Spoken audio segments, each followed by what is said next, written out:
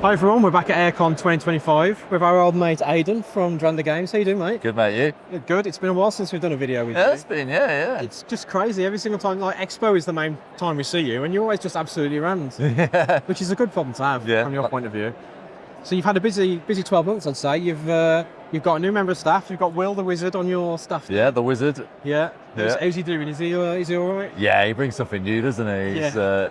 He's like a contrast to me and Simon. Like he's outgoing. He'll talk to people. And I don't really talk to people, so it's not great when you're trying to sell board games. No, yeah. I'm like, well, why is Will teaching? He could be up here doing this. Yeah. No, we had Will on the podcast last night, which everyone hopefully will hear soon. Yeah. So we need to spread it around a bit. We need to get other people on as well. So Sure. yeah, you're more than welcome. So yeah, you've done that. You've also released Explorers of Navoria, which was on Kickstarter last year. Great success that was. Wasn't it? Yeah. That was our biggest game to date. Like it beat all of our records. Before that, it was Isle of Trains, and the Navoria just smashed it out of the walls. We did a lot better than we thought it was going to do. Yeah. We probably about twice as good as we thought it was going to do, just because of the time of the year that it was on Kickstarter. Yeah, it was on January, just after Christmas. Who's got money? And then 5,000 backers turn up.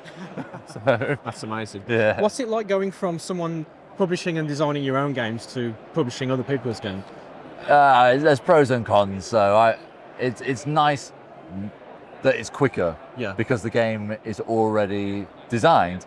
So I don't have to go through all the broken bits, and I can just develop and tweak things. Yeah. And that's nice. I like that. But at the same time, I do miss being able to design games and having the time to do it. I don't have the time to do it anymore. So it's one of those age-old things that people say to designers. If you want to be a game designer, don't publish your own games. Yeah. Because you'll never get to do it again.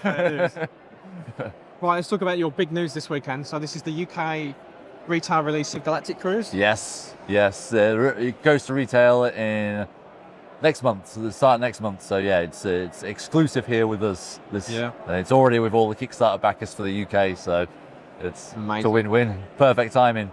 So for those people who missed the Kickstarter and don't know much about it, what's the gist of Galactic Cruise? So Galactic Cruise it's a heavy worker placement game. Yes, in more senses than one.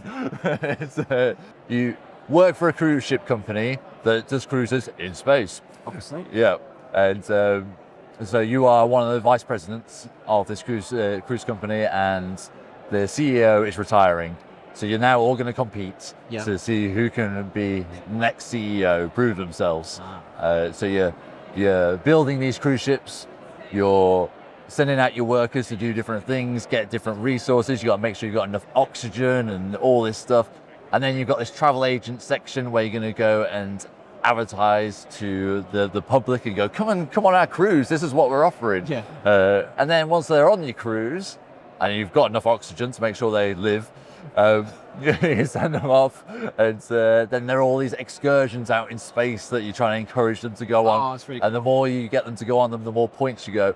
But different people will want to go on different things. So you've got the party people, and if you on a party cruise, but you, for some reason, put the family members on that cruise, then you're going to have to advertise them even harder to get them on the party excursion. Got it.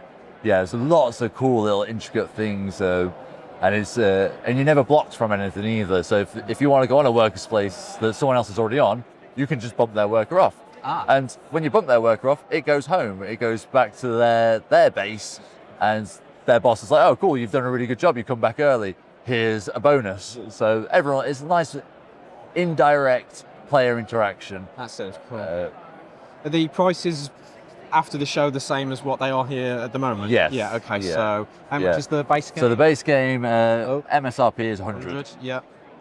And you've got all these nice little upgrade tokens? Always got to have a nice little upgrade. So the game itself, I mean, you can see it on the table, it is high quality. It's all done to like the top-notchest thing. It's got all the player inserts, everything. But if you want to go that extra mile, then you've got the coins and the acrylic pieces. You've got the play mat that has all the bits cut out so it slots in, doesn't slide around. Yeah. And then you've got 2 expansions, which I can't show you because we sold out of. But amazing. So it's still on our website if you want. Okay. Which is drandagames.co.uk. Co.uk. Yeah. Right, so that's what you've got out now. Have you got Yes. anything else in the pipeline that you can tell us about? Yeah, we've got how many games we got in the pipeline? I think we got 5 games in the Wow. pipeline, and there's 2 I can tell you about Okay. because they were announced yesterday. Amazing. Only briefly announced, but there's one called Crispy Critters, Yeah. and that is it's more of a family kids game, so I'd say 7+, and it's all about having these critters, like your barbarian, which is a bear barbarian. Barbarian. Yeah. You've got what else we got? You got your pandolin. Oh, amazing. Yeah. There's a few more of them that we're going to be announcing over the next few weeks. Awesome. And the whole point of it is to get these critters into a cave where there's a dragon, and you're going to steal gold from the sleeping dragon. And as you get the gold, you're going to then escape through the cave, and hopefully a dragon doesn't wake up. If a dragon wakes up, depending on which dragon you wake up, it's going to choose the tastiest critter to eat. And everyone who's still got one of those critters in their cave is going to get eaten. Oh, that's fun. And it goes straight into the dragon's mouth. Amazing. So we got that one. That I'm hoping we might have a few copies for sale of that at UK Games Expo, but it's going to be very tight. Yeah. And then we've got another one called The Old Ones of El Dorado. And that is Cthulhu mixed with El Dorado. It turns out that the treasures of El Dorado weren't gold after all. It was the knowledge of the old ones. That's fine. And that's about as much as I can say about that That's one at fine. the moment. That's 'Cause fine. that we only just announced that yesterday, and there's lots of stuff I want to tease about that coming up. 'Cause That's fine, mate. But it should be on Kickstarter later this year, that one. Amazing. Yeah. Cool. And then we should have another 3 for next year. So we're booked up. That'll be basically doubling your, almost doubling your catalogue then. Yes.